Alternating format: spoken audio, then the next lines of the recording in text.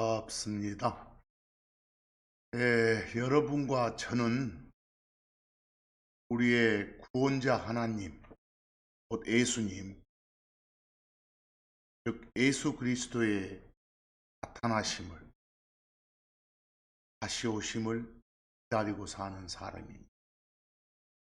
이게 바로 여러분과 저의 강력한 소망이라 말씀드렸죠. 왜 기다려요? 그분께서 오시면 우리의 이 썩어 없어질 몸을 변화시켜서 이 썩을 몸이 당신의 영광스러운 몸과 같게 만들어 주실 테니까. 그렇다는 약속이 있으니까. 그걸 부활이라고 그랬죠. 그런 다음에 여러분과 저는 구름들 속으로 채어 올라가서 저 하늘에서 공중에서 예수님을 만나게 됩니다. 그 순간부터는 다시는 예수님과 떨어지지 않고 항상 예수님이 어디를 가시든지 함께 다니고 또 다니게 돼. 그런 말씀을 쭉 지난 주간 살폈습니다. 리뷰 복습 9절 디도서 2장 13절 보면 저 복된 소망, 다시 말해 위대하신 하나님 곧 우리의 구원자 예수 그리스도의 영광스러운 나타나심을 기다리고 있노라 라고 되어 있습니다. 그 다음 빌립보서 3장 21절 그분께서 나타나실 때 오시면 그분께서는 우리의 천한 몸을 변화시켜서 그것이 자기의 영광스러운 몸과 같게 만들어지게 하시리라 라고 되어 있습니다. 그게 부활이었죠. 그 다음 데살로니가전서 4장 17절 보면 바로 그때 우리는 구름들 속으로 채어 올라가서 공중에서 주를 만나리라. 그리하여 우리가 항상 주와 함께 있으리라 라고 약속의 말씀이 주어져 있습니다. 부활이 뭡니까? 몸의 변화죠. 새 몸 입는 게 부활이죠. 그걸 성경은 몸의 구속이라고도 말하고. 부활한 여러분과 저 부활한 성도들은 어떻게 됩니까? 바로 휴거됩니다. 끌려 올라가서 저 공중에서 그 예수님 만나가지고 셋째 하늘로 들어가는 겁니다. 여러분과 저의 혼은 예수를 그리스도로 받아들인, 즉 빌리브한 그 순간, 리시브한 그 순간, 영접한 그 순간 구원 받았죠. 그때 구원은 혼의 구원, 뱃 속에서 건져지는, 지옥 갈 상황에서 건져지는 그런 구원을 말합니다. 그걸 이미 받았지만 우리 몸은 아직 변화받지 못했죠. 변화받기로, 구원받기로 약속만 받았죠. 우리 몸은 어떻게 된다고 성경은 말합니까? 마지막 나팔 소리가 날 때 순식간에 변화받음으로써 구속될 거다, 휴거될 거다라고 말하죠. 그러니까 영은 다시 태어나고 혼은 구원받고 몸은 변화 보장, 즉 구속을 받는 겁니다. 이 셋은 반드시 구분해야 합니다. 여러분과 저는 지금 현재는 혼의 구원을 기다리고 있는 자들이 아니죠. 그건 이미 받았으니까. 몸의 구속, 몸의 변화, 그걸 성경은 예비된, 준비된 구원 이렇게 말합니다. 그걸 기다리는 겁니다. 혼의 구원 받았지만 우리 몸은 변한 게 없으니까. 언제 오십니까? 명확히 언젠지는 밝혀지지 않지만 확실히 오신다고는 돼 있습니다. 다시 오실 때, 즉 한자어로 재림할 때 그런 일이 일어나게 됩니다. 재림도 두 가지가 있었잖아요. 우리 가고 난 다음에 이 땅에 있게 될 7년 기간의 환란, 7년 환란이 뭐였어요? 이스라엘을 중심으로 그리스도 밖에 있는 자들을 벌하고 연단시키는 그런 기간입니다. 그 기간 전에 예수님은 우리를 데리러 오시는 겁니다. 그래서 앞으로 오실 하나님을 논할 때, 여기 별표에 제가 God to come, 오실 하나님을 논할 때는 둘로 나누라겠죠. 우리를 위해서 오시는 거냐, 우리와 함께 오시는 거냐. 우리를 위해서 오시는 걸 영어로 for us, 우리와 함께 할 때 with us라고 했었습니다. 그래서 앞으로 성경 읽다가 예수님 오신다, 오실 거다 이 말 나오면, 재림에 관한 구절이 나오면 for us를 말한지 with us를 말한지 구별 잘해야 혼란이 없습니다. 여기 히브리서 9장 28절 봤던 말씀 또 봅니다. 그리스도께서는, 예수님께서는 자기를 기다리는 자들에게, 누가 기다려요? 이미 혼의 구원 받은 사람들이 기다리고 있죠. 우리를 말합니다. 우리들에게 구원을 위하여. 이때 구원은 몸의 변화를 말합니다. 부활을 말합니다. 그걸 위해 죄와 상관없이, 이때 구원은 죄와는 상관없습니다. 혼의 구원은 죄와 상관이 있었잖아요. 죄 문제 처리가 돼야 되니까. 몸의 구원은 죄와는 상관없습니다. 이미 죄 문제가 처리된 사람들을 위해서 오니까. 두 번째 나타나시리라. 이미 2000년 전에 첫 번째 초림하셨잖아요. 이제 우리 몸 변화시키러 오실 때는 두 번째로 오시는 겁니다. 여기 비교를 좀 보면 골로새서 3장 4절도 그리스도께서 나타나실 거라고 합니다. 재림을 말하죠. 거기는 잘 보세요. 우리의 생명이신 그리스도께서 나타나실 때, 그때 너희도, 여러분과 저도 그분과 함께 영광 가운데 나타나리라.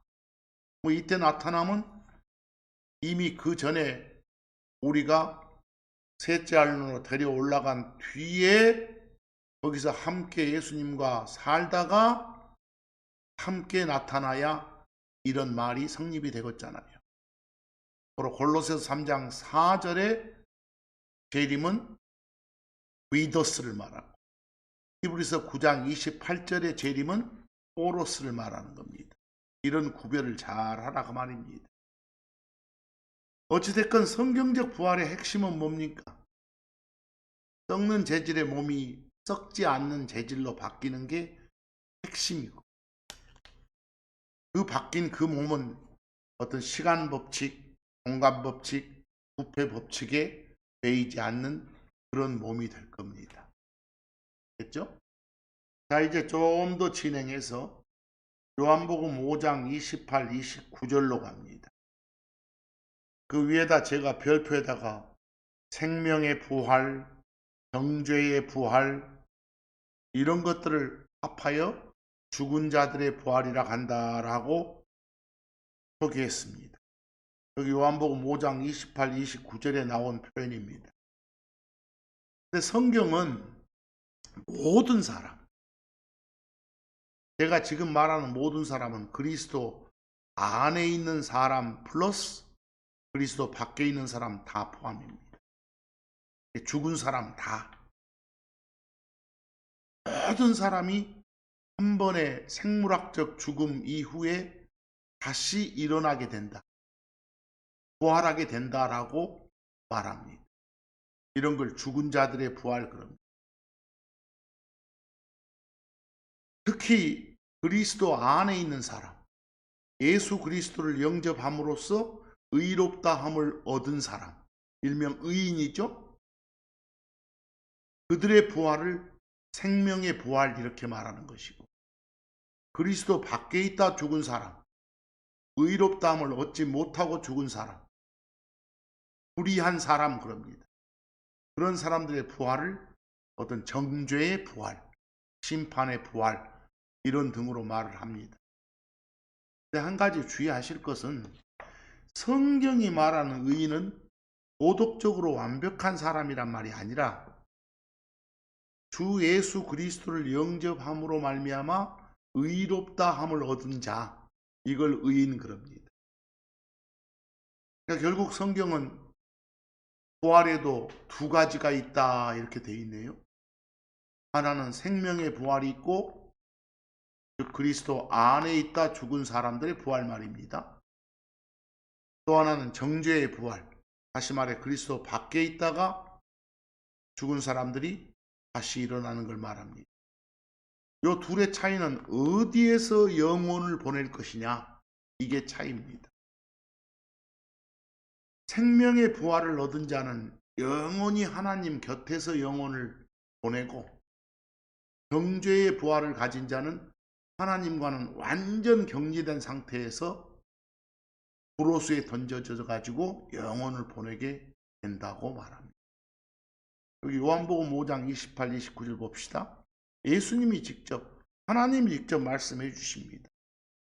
이것에 놀라지 말라. 때가 오고 있기 때문이라.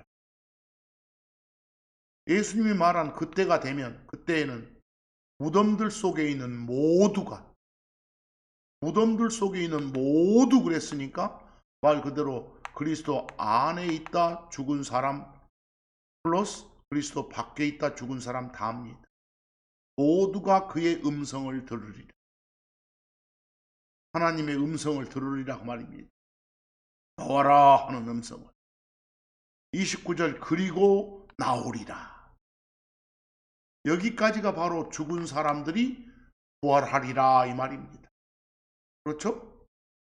그런데 어떻게 하냐?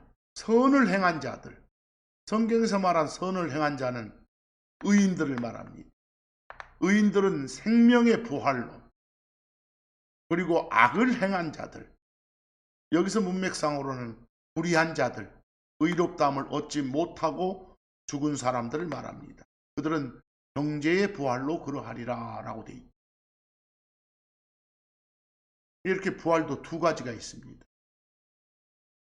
나중에 자세히 설명하겠지만 그 생명의 부활하고 정죄의 부활 사이에는 최소 1007년, 1000년 이상의 시간차가 발생합니다. 그리스도 안에 있다 죽은 사람들의 부활과 그리스도 밖에 있다 죽은 사람들의 부활 사이에 시간차가 많이 발생합니다. 그냥 기록으로는 바로 옆에 붙어 있는 것 같지만요. 이런 숨 끊어져 죽어가지고 모든 사람이 부활한다. 이걸 죽은 자들의 부활 이 말입니다. 여기 고린도전서 15장 42절 보면 죽은 자들의 부활이라고 나오잖아요. 죽은 자들의 부활 그러면 그리스도 안에 있다 죽은 사람도 말하고 그리스도 밖에 있다 죽은 사람도 말하는 겁니다. 모든 사람의 부활은 어쩌냐? 그것은 썩음 가운데 뿌려지고 썩지 않음 가운데 일으켜지니라. 왜? 부활의 핵심은 몸의 변화니, 썩는 재질의 몸이 썩지 않는 재질의 몸으로 바뀌는 거니. 근데 여러분, 제가 거기 별표에다가 Resurrection of the Dead, 죽은 자들의 부활 해놓고 그 다음 오른쪽에다가는 그 전치사 of를 from으로 바꿔서 Resurrection from the Dead, from은 뭐뭐로부터 말이니까 죽은 자들로부터의 부활 이렇게 해놨습니다. 죽은 자들의 부활 그러면 그리스도 안에 있다 죽은 사람 플러스 그리스도 밖에 있다 죽은 사람 다 포함이에요. 그러니까 죽은 자들의 부활이란 표현이 나오면 문맥을 잘 살펴야 되겠죠.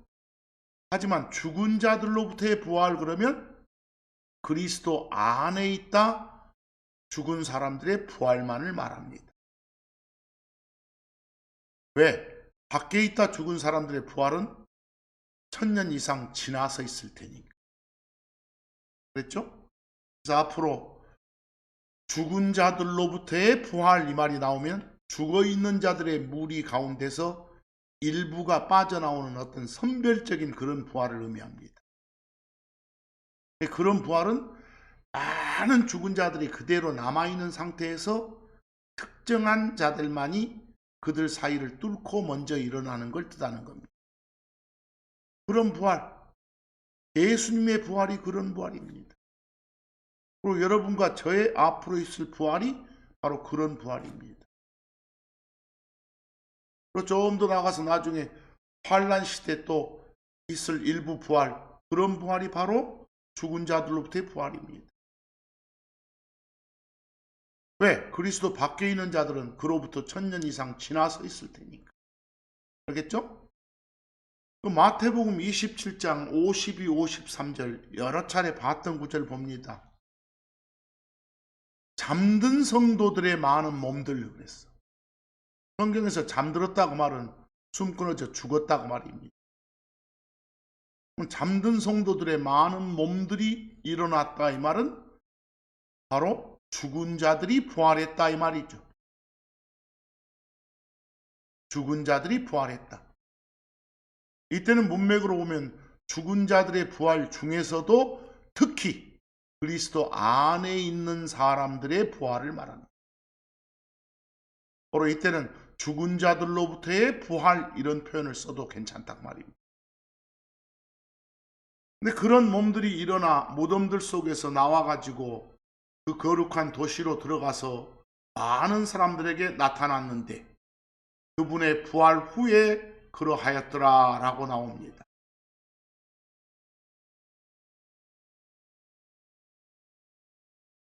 그러면 여기 구절 보니까 그분은 예수님이니까 예수님 부활한 거 확실하죠. 근데 예수님 부활할 때 그때 예수님 부활하고 그 뒤에 부활한 자들이 있었다는 말입니다.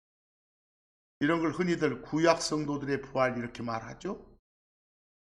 분명히 예수님은 부활하셨다고 기록되어 있는 것이고 예수님이 부활하실 때 함께 부활한, 물론 예수님이 맨 첫 번째 첫 열매고 그 다음에 따라서 부활한 자들이 분명히 있었다 나옵니다.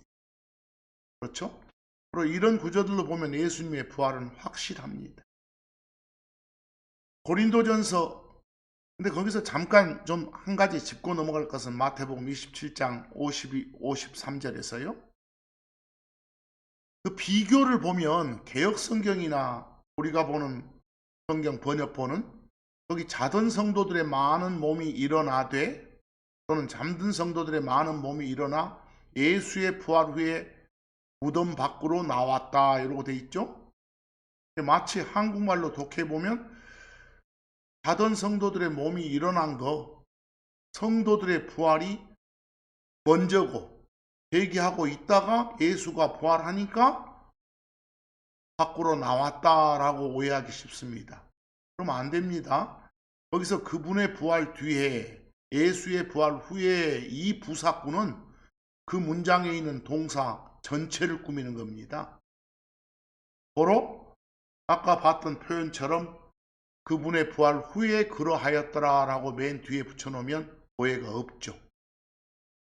번역에 오해가 없도록 해주셔야 됩니다. 자, 좀 더 나갑니다. 고린도전서 15장 12, 13절 봅니다. 그리스도께서 그분이 죽은 자들로부터 일어나셨다고 선포되거늘 어찌하여 너희 가운데 일부는 죽은 자들의 부활이 없다고 말하느냐. 분명히 예수님이 부활한 게 진리고 사실인데도 불구하고 일부 미친놈들이 뭔 부활? 그냥 기절했다 깬 거지. 뭐 이따위 말들을 했단 말입니다. 예수님 십자가 사건에서 죽고 그 후 셋째 날 분명히 부활하셨거든요. 결국은 죽은 자가 부활한단 말이 맞지 않습니까? 그리고 예수님 부활한 뒤에 바로 이어서 부활한 자들도 있었지 않습니까? 그런 부활을 죽은 자들의 부활 이렇게 말해요. 물론 더 세분하게 구분하면 죽은 자들로부터의 부활이고요. 13절 보세요. 만일 죽은 자들의 부활이 없다면 그리스도께서 일어나지 않으셨겠잖아요. 일어난 게 확실하잖아요. 그럼 부활하신 거죠. 사도행전 4장 2절 가보면 좀 더 정확한 표현이 나오죠. 예수님의 제자들이 이제 담대하게 예수님의 부활을 선포해요. 증언하고. 그러자 이 공회에 있는 사람들이나 다른 유대인들이 막 그걸 싫어해요. 저놈들을 어떻게 처리할 거, 저 예수쟁이들을 어떻게 처리할 거라고요. 그런 대목에서 그들이 백성을 가르치고 예수님을 통해 죽은 자들로부터의 부활을 선포한 것으로 인해 근심하였더라 그랬어요. 거기는 보다 더 정확히 말하죠. 죽은 자들로부터의 부활.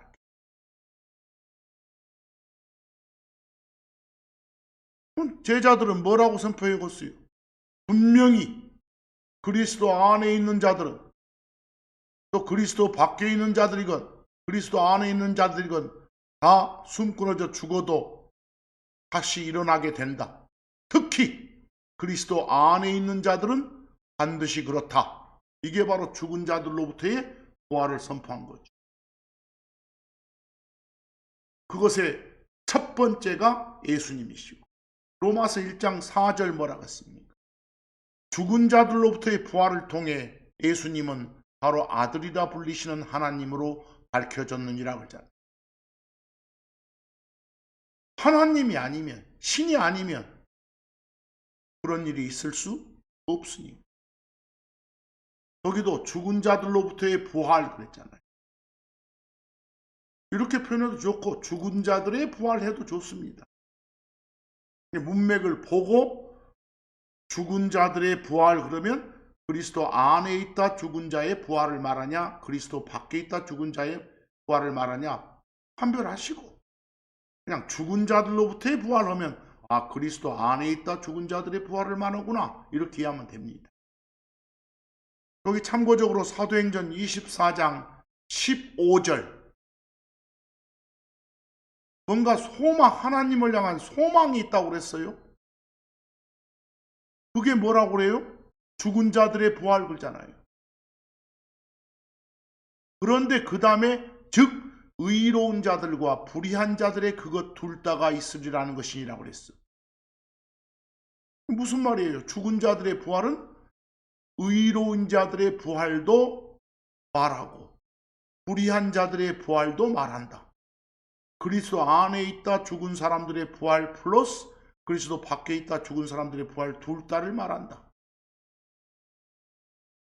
뭐 여기서 말한 소망은 좋은 것 쪽이니까 여기서는 의로운 자들의 부활을 더 강조하고 있겠죠. 자, 여러분 조심할 것이 죽은 자들의 부활하면 뭐라고요? 둘 다를 가리킨다는 거. 소망은 뭔가 좋은 걸 기대하고 바라는 거니까 죽은 자들의 소망인 부활 그러면 죽은 자들로부터의 부활을 말하는 것이 더 확실하겠죠.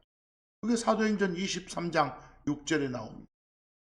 그리고 좀 더 가봅니다. 누가복음 20장 35, 36절.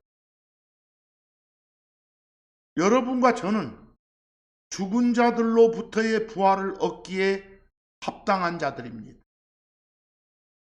왜? 예수님 영접했으니까. 그래서 죽은 자들로부터의 부활을 얻기에 합당하다 여겨질 자들은 장가 가지도 시집 가지도 아니하느니라. 우리 부활한 몸을 가진 사람들은 결혼을 하지 않는데요. 36절 또한 그들은 더 이상 죽을 수도 없답니다. 이제는 영원한 생명 그 자체가 돼요. 다시는 죽음이란 게 없어요. 그리고 이는 그들이 천사들과 동등하며 천사는 신이기 때문에 죽지 않습니다. 그와 같으며 또 하나님의 자녀들이요 부활의 자녀들이기 때문에 그럴 거다라고 되어 있습니다. 이런 걸 소망하고 우리가 이 고난을 견디며 살고 있는 겁니다. 그런데 여러분 여기 제가 별표에다가 첫째 부활, 첫 번째 부활, 영어로 the first resurrection, 또 둘째 사망, 두 번째 사망, 둘째 죽음, the second death라고 해놨습니다. 여러분, 첫째 부활이 있다. 첫 번째 부활이 있다고 말은 최소한 둘을 전제로 해야 되겠잖아요. 그래야 순서상 이게 첫 번째고 이게 두 번째다라는 말이 가능하거든요. 두 번째 죽음, 둘째 사망이 있다. 최소한 둘은 전제돼야겠죠. 첫 번째가 있었다는 걸 전제로 깔아야 두 번째란 말이 나오잖아요. 두 번째 사망. 이런 표현들이 성경에 나오는데 무슨 말입니까? 첫째 부활이 뭐예요? 첫째 부활. 7년 환란 전까지 있는 부활입니다. 그리고 거기서 1007년 이상 지나가지고 있는 부활을 둘째 부활, 두 번째 부활 그럽니다. 크고 흰 왕자 앞에 심판대 있는 거. 백보자 심판대 있는 걸 말합니다. 그런데 우리가 이 첫째 부활이라고 하는 것은 어느 기간에 있는 거라고요? 예수님 오셨을 때부터 7년 환란 들어가기 전까지 7년 환란 끝날 때까지 있을 것을 말합니다. 사실은 첫 번째 부활은 맨 먼저 2000년 전에 예수님 부활하셨잖아요. 그때 따라서 부활한 자들도 있잖아요. 이건 첫째 부활 중에서도 첫 열매에 해당돼. 우리가 뭔가를 이렇게 수확하면 거두면은 맨 먼저 첫 열매 거두고 그 다음에 본 수확하고 그 다음에 나중에는 이제 나머지 다 죽는 이삭 죽고 이러잖아요. 그런 3단계로 나누어져. 첫째 부활이. 예수님 오셨을 때 있었던 거. 그 다음에 이제 7년 환란 전에 우리들 부활하는 거. 본 수확이죠.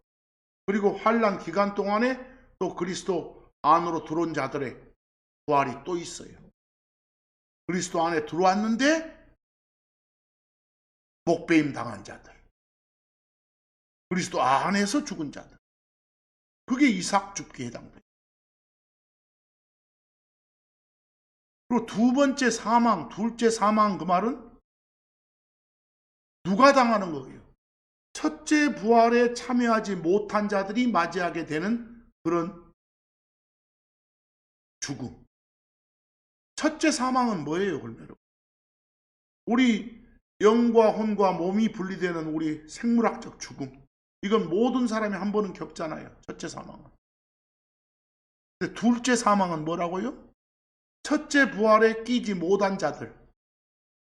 나중에 저 백보자 심판 전에 이들은 부활해가지고 불호수에 던져져서 하나님과 영원히 격리되는 거예요. 그 계시록 20장 4절에서 6절 보면 그런 표현이 많이 나와요. 계시록 20장 4절에서 6절 말씀은 그 환란기 동안에 있을 말씀을 주로 해놨어요. 내가 예수님에 대한 증언으로 인해 그리고 하나님의 말씀으로 인해 목배인 자들의 혼들도 보았는데 죽었잖아요. 근데 이 죽은 자들은 어떤 자들이냐? 그들은 그 전에 그 짐승도 그의 형상도 경배한 적이 없었으며 또한 그의 표를 짐승의 표를 자기들의 이마들에나 자기들의 손들 안에 받지도 아니하였더라. 끝까지 그리스도 안에 남아있던 사람들, 등지지 않았던 사람들이에요. 그런데 그 다음 보니까 그들은 살아서 그랬어요. 아까 목배였다고 했으니까 죽었는데 짐승의 표를 받지도 않고 하나님을 따른 자들이었으니까 그리스도 안에 있는 자들이었는데 살았다고 하잖아요. 부활했다고 하잖아요. 이게 죽은 자들의 부활이고 더 정확히 말하면 죽은 자들로부터의 부활이고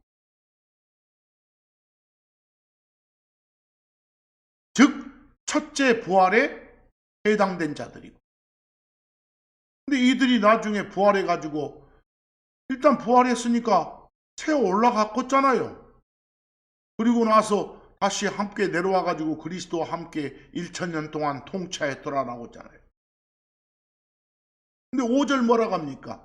죽은 자들 중 나머지는, 이게 바로 그리스도 밖에 있다 죽은 자들이겠죠. 그 나머지는 그 1000년이 끝나게 될 때까지 살지 못하였더라. 그 말은 1000년 끝날 쯤에 살아났다 이 말이죠. 그게 바로 둘째 부활이죠. 그들은 불호수에 던져지기 위한 부활. 그런데 이 목배인 자들이 살아난 거, 이것이 첫째 부활이라고 돼 있어요. 그리고 6절 첫째 부활에 참여하는 자는 복이 있고 거룩하도다 그랬어. 왜? 둘째 사망이. 둘째 사망은 뭘 말한다고? 나중에 천년왕국 끝날 쯤에 부활해가지고 하나님과 영원한 분리가 되는 불호수에 던져지는 그런 죽음. 그걸 둘째 사망 그래요. 둘째 사망에는 이 첫째 부활에 해당된 자들은 전혀 상관없게 된다라고 되어 있습니다. 이런 표현들을 잘 좀 보시라고.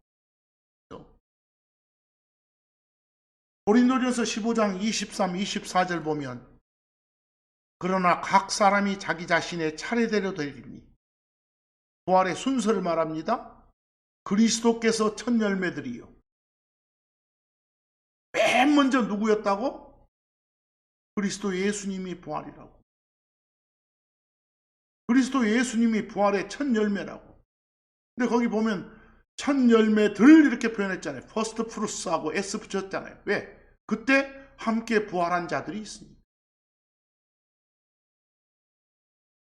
그 부활을 바로 첫째 부활 중에서도 첫 열매에 해당되는 것. 그리고 나서 7년 환란 전에 여러분과 저 본수와, 그리고 나서 환란 기간 중에 그리스도 안에 있다 죽은 사람들 부활.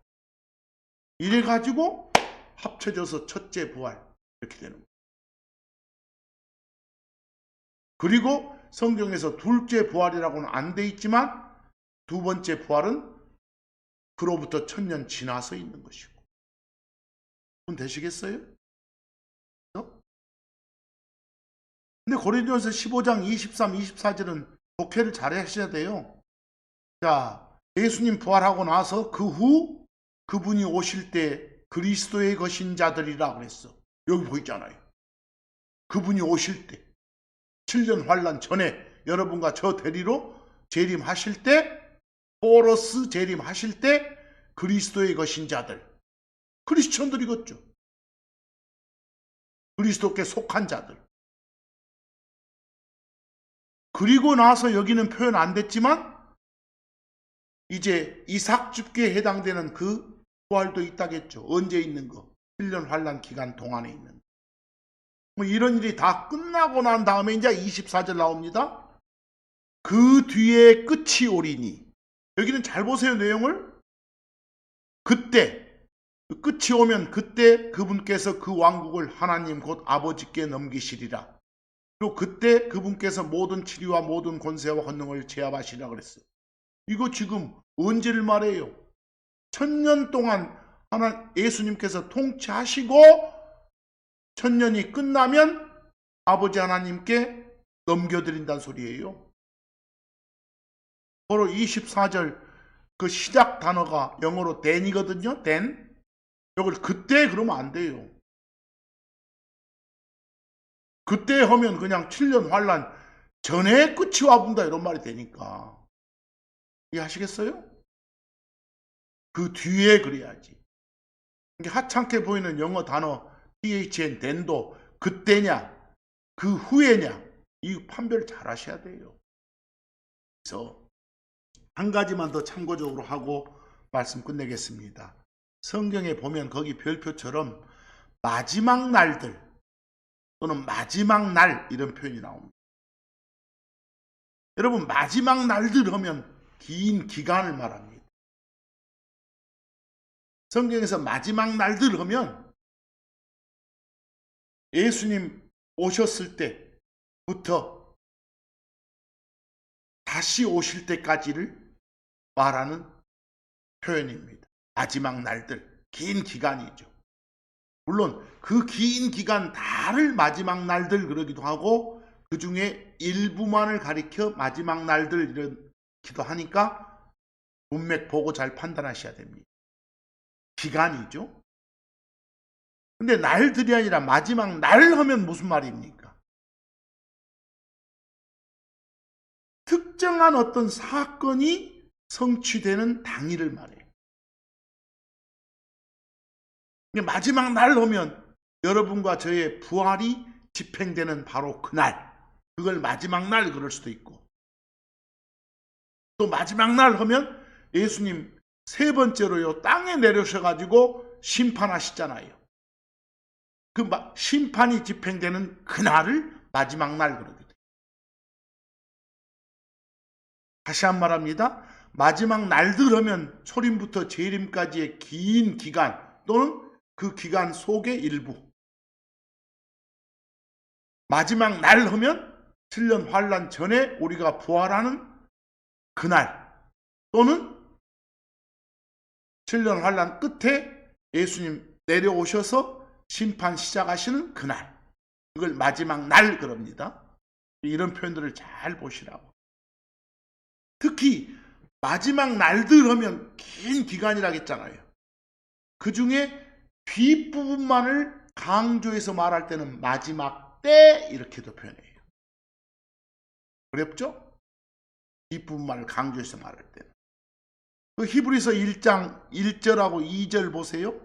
지나간 때에는 구약시대 말이에요. 여러 시대의 다양한 방식으로 대언자들을 통하여 아버지들에게 말씀하신 하나님께서 이 마지막 날들에는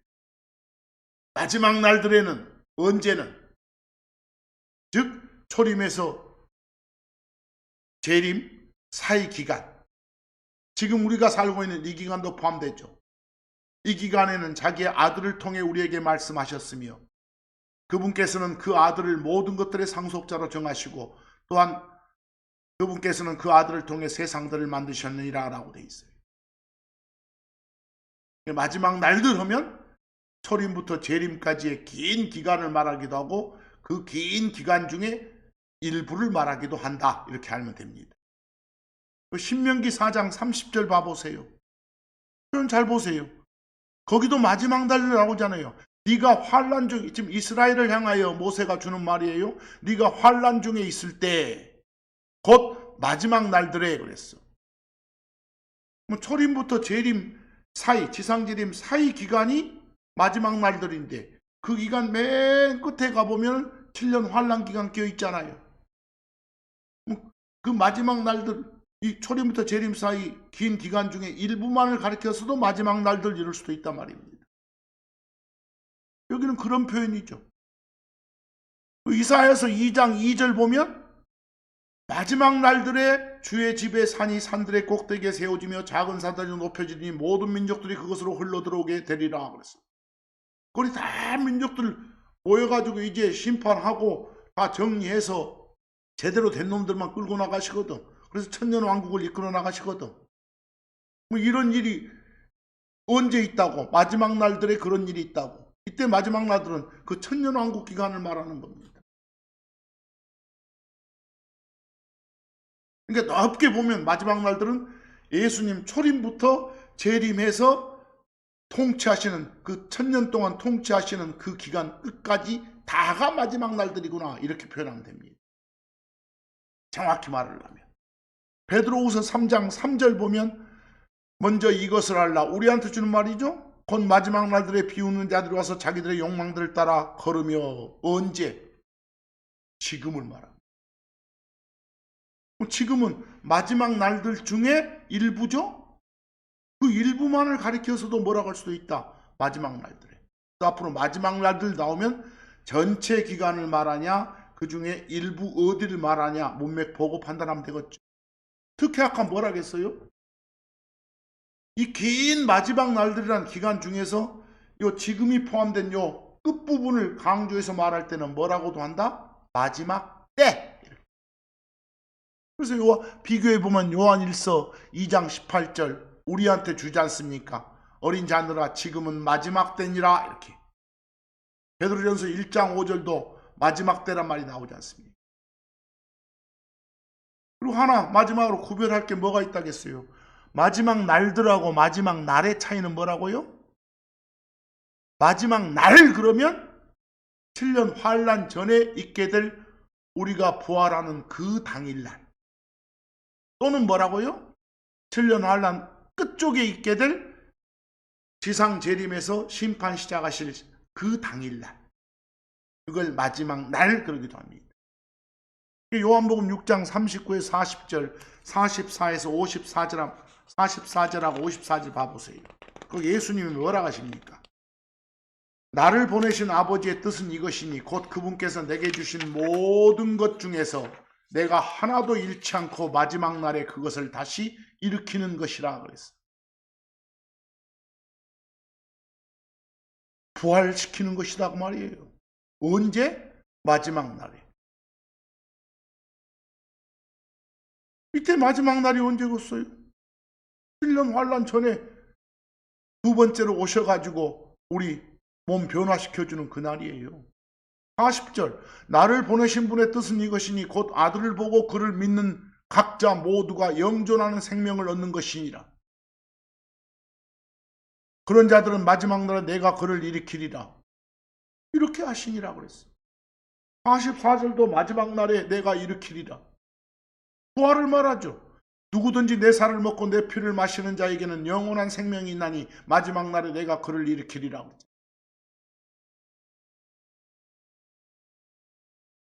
언제를 막 여기 마지막 날이 언제입니까? 예수님 두 번째 오셔가지고 우리 몸 변화시켜주는 바로 그날이라니까. 요한복음 12장 48절 여기는 잘 보셔야 됩니다.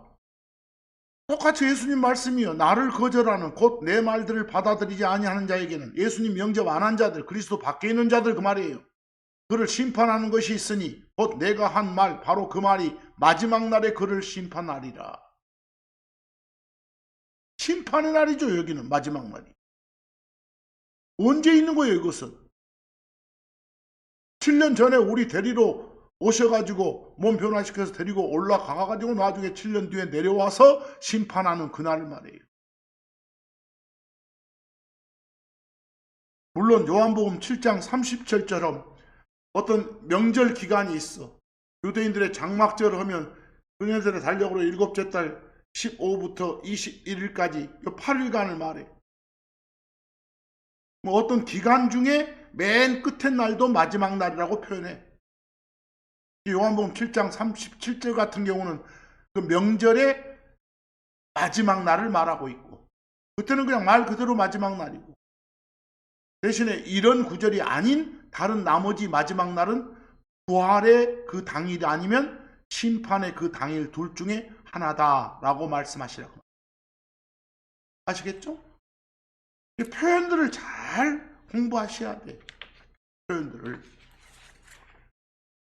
자, 여기까지 해서 오늘 중점적으로 살펴본 것이 바로 죽은 자들의 부활에 관한 거였어요.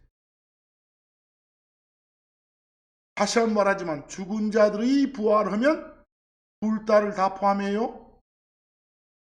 그리스도 안에서 죽은 사람들의 부활도 말하고 그리스도 밖에서 죽은 사람들의 부활도 말하고요. 하지만 살짝 전치사 표현 바꿔서 죽은 자들로부터의 부활하면 그리스도 안에서 죽은 사람들의 부활만을 말하고 성경 읽을 때 죽은 자들의 부활 이렇게 나오면 문맥 보고 잘 판단하시고 죽은 자들로부터의 부활하면 아 우리와 관계 있는 부활을 말하는구나 이렇게 이해하시고 바로 예수님 곧 오십니다. 그 소망 갖고 이 모진 세상 잘 견디며 삽시다. 오늘 말씀 여기서 마칩니다.